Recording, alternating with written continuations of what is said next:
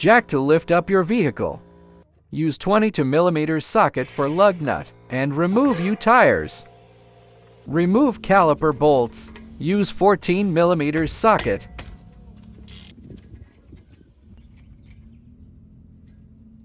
Use 12mm socket or wrench to remove brake hose mounting bolt. Remove caliper and hang it up.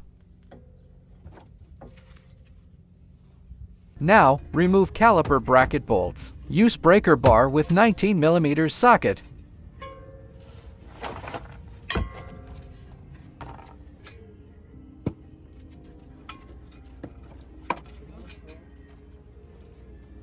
Next, remove caliper bracket.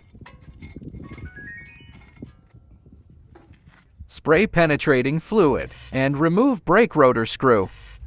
Use impact screwdriver.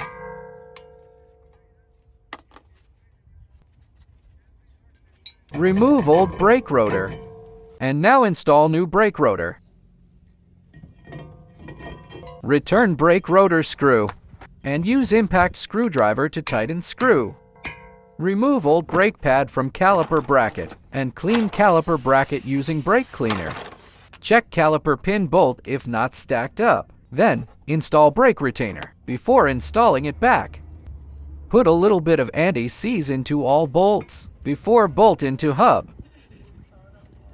Use 19mm socket and torque it about 101 foot-pounds.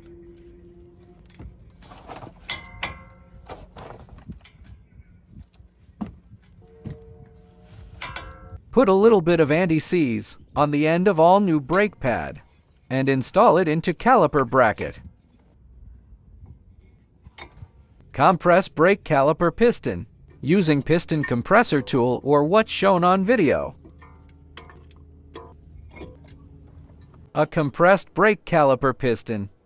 Install all new pad return spring, connected both on brake pad.